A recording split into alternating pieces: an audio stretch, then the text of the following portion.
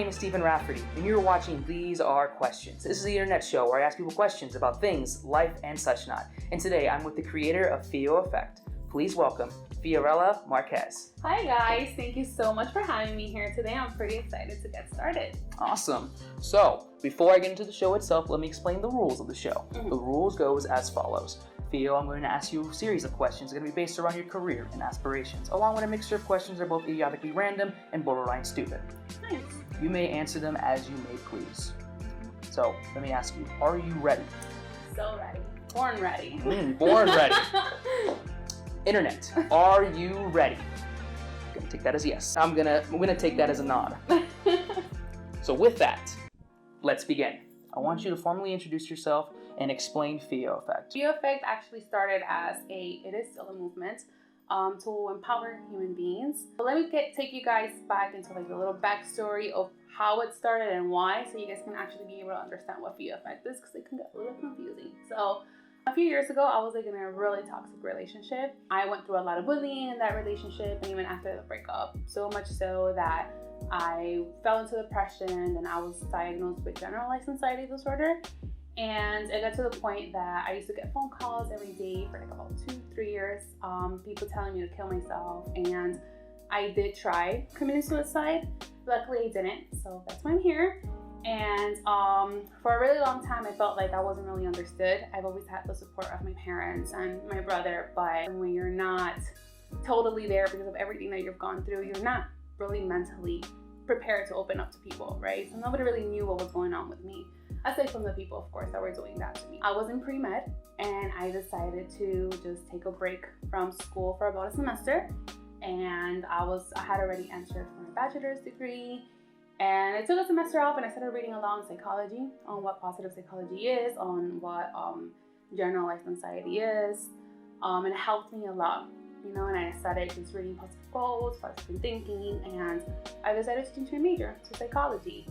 And after I decided to study my major into psychology, I said, dang, you know, like psychology really does help people. So I realized I didn't want to be a doctor. I just wanted to save lives, and you can save lives with psychology as well. So I did that. I switched my major, and I said, man, there are so many people that could be going through what I went through. You know, the bullying, just staying quiet in general, or feeling alone in a room full of people that actually love them. So I started hosting free support groups in my community. I was one of my guy friends, and he said, hey, you know, like, why don't you name what you do? And I was like, dang, that's a good idea. So I was like, all right, so everybody calls me Theo, right?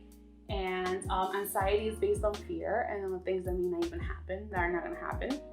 And I was like, okay, so my mission is to fight the anxiety, right? So I was like, Theo, and I'm like, my name is Theo, and I'm like, oh, fear is out. So I said it, Theo, right? And I'm like, it can't just be Theo. There has to be more to that movement, you know? And I said, well, it's the effect of like having fear out of your body, having fear out of your life, and then Theo Effect was born. After that, I just started doing free support groups, like I said. I got involved with United Nations Women. I became their vice president. I did a self-care fair in my community. I started with the support groups. I gave 5 women a free makeover, completely free. So some of my friends, shout out to you guys, when United Nations heard about that, they told me we can do that at FIU. We brought it to FIU, and now it's an annual thing. Every year we do a self-care fair at FIU. We empower women. I talk about my story, how I overcame it. Pretty much it's just empowering people. Okay. And now that I'm a grad student in mental health, I learned a lot about the importance of mental health as well. So I do that too. So I try to defeat the stigma around mental health itself, and I try to just empower human beings to follow their dreams. It's leaned toward more of like women empowerment, because I am very involved with women empowerment. So Theo Effect, you could say it's a mix of all of that. And that's what I dedicate my life to doing. That's quite impressive what you've been doing. And I wish you the best of luck as you're continuing on with these projects and within your organization there. Thank you. But I need to ask you, can you ride a tricycle? No, I cannot.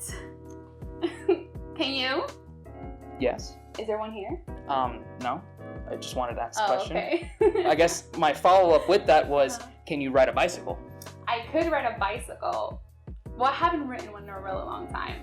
But I'm pretty sure if I get on it, I'll probably, I'll know what to do. I'll pedal to the metal. Okay. And my follow-up to that is, can you ride a unicycle?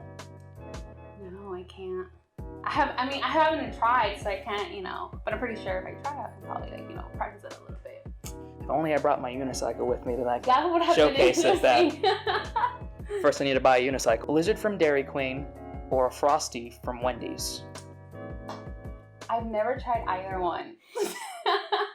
Can I say McFlurry from McDonald's? I'm gonna have to take you to either a Dairy Queen or a Wendy's. I've never eaten either one. Okay, hold on. We're gonna. Sorry, USA. Okay. we're gonna. That really bugs me right now. Never. Okay, we're gonna change that. Okay. You'll see. Okay. We're gonna change that. Hello, it's gonna be a little awkward because I'm filming in my car, but we did go to Wendy's. We didn't go to Dairy Queen because Dairy Queen is really far from here. So we went to a local Wendy's, and for the first time ever, Theo is going to try a chocolate Frosty. Okay. So you just there you go. Oh my god, this is good. You know what it reminds me of? What? In elementary school, they used to kind of have things like this. Or middle school. I don't know. Like high school cafeterias. Yeah. They have this. They have like the little ice cream packs, and they have like vanilla and chocolate ice cream. This is like the same thing. This is good. It's good stuff. People eat the whole thing? Yes. Some people eat multiple of these things. Shout out to Wendy's. Solid For Frosties real. here. You know? Shoot. And by de facto default, you can say that Wendy's Frosty is better than Dairy Queen's Blizzard, since we don't have Dairy Queen's Blizzard at the moment. Sure. So there you go. Approved. So we'll take you back to your regularly scheduled programming and these are questions. Yes. Bye-bye. So recently you posted on social media that you went to the Congo and you did a organizational trip over there. So I wanted to talk about, and I wanted to ask you your experience of that trip and the overall experience of how everything happened. And Well, a lot happened on that trip. It was very life-changing. Going over there and being able to help women on the other side of the world just completely changed my life, period. And it changed my perspective of who I am and who I can be as a woman or as a person, it's in our society. The women over there at the center where I went to do some women empowerment, when they welcomed us, they were just so happy. They were dancing and they were singing. Being over there, like I said, it changed my life completely. And that can probably be a little bit too vague of a word or an explanation, but it's more about like you have to see to believe it, or you have to be there to feel it, I learned that anything is possible. That no matter where you go, at the end of the day, like, people are going to see your value and they're going to see you for who you are. Because these women didn't even know me yet. They changed my life. It's funny because I went over there to like help them and empower them, but being over there, they helped me and they empowered me and they made me feel like, oh my God, like $1 million, And it just humbles you. Like an experience like that just completely humbles you. I was able to dance with them, A lot of them were surprised when I started like dancing suku with them, African music, and they were like, "Oh, where'd you get those dance moves?" And I'm like, "Well, my grandfather was black. He was a black Peruvian, and I grew up performing, so it kind of like connected me back to my roots in a way, in a sense, So I evaluated not just that I do women empowerment, but I also evaluated like their mental state, whether they're depressed or I was able to see their progress. Like I asked them questions like, how did you feel when you first started the program? Because at the center, as to where you're at now.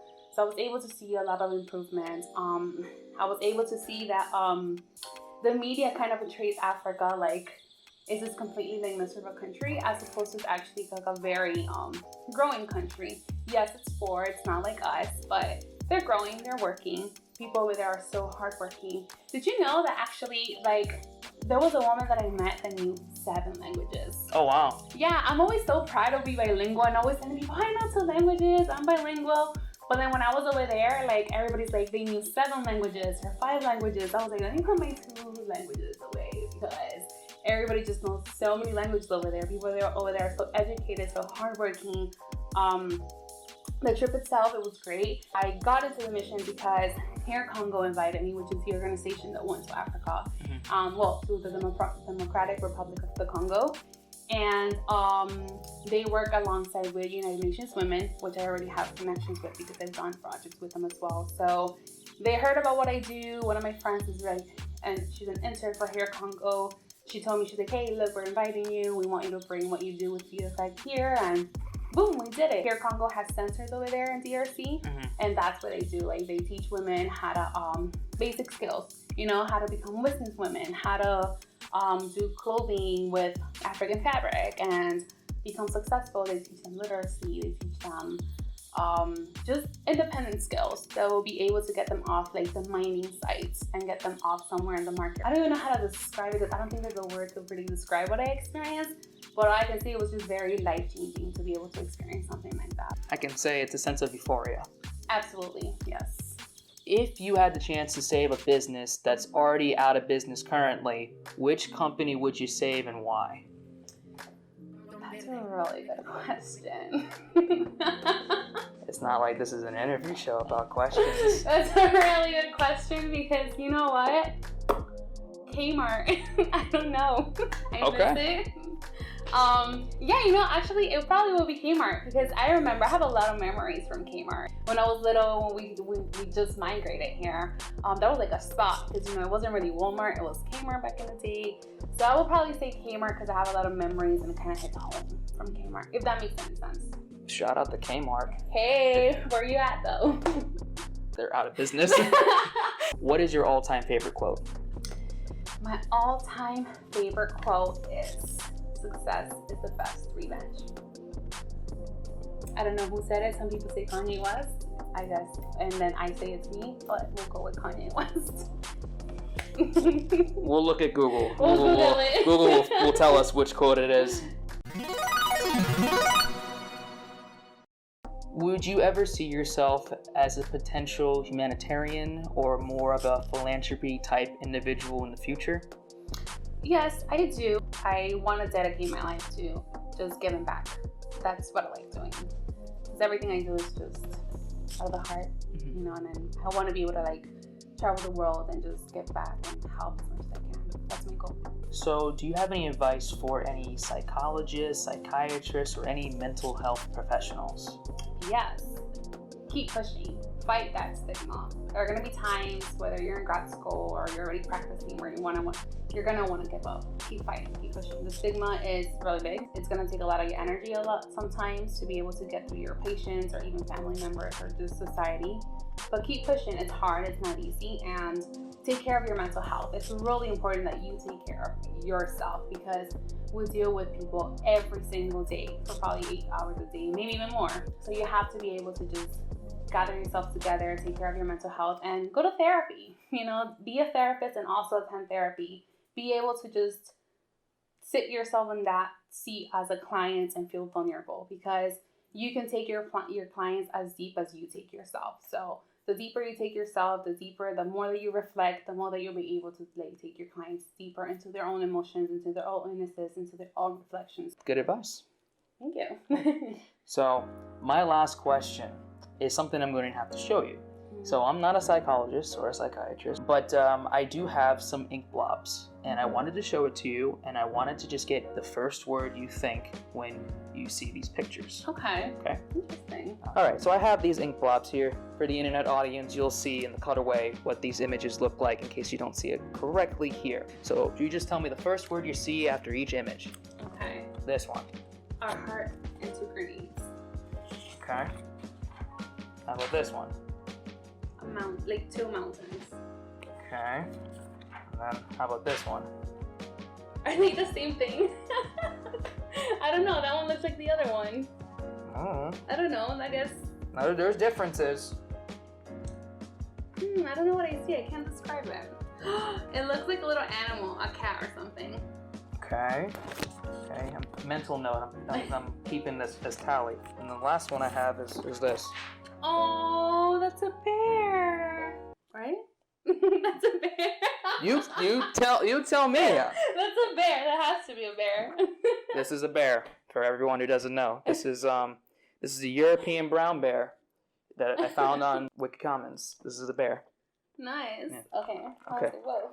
And that's all we have. Look at the time on my watch that I don't have. This is all the time we have here for These Are Questions. Awesome. Thank you for having me. I've had fun. My pleasure. Thank you for being a part of it. No problem. Okay, is there anything you want to plug in, anything you want to promote? Now's your time. Follow me on Instagram. Can I do that? Yeah. Okay. Follow me on Instagram at Fioeffect, obviously. Fioeffect. I hope I spelled that right. It's Fioeffect. regardless, it's going to be in the description down below. There you go.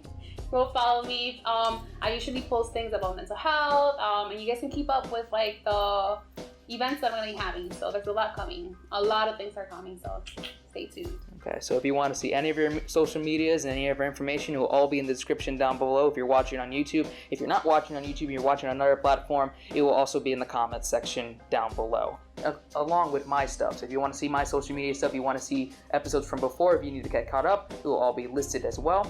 Episodes for user questions will be out every Monday from now until December. So with that in mind, you have been watching These Are Questions. Bye. Have a good one, everyone.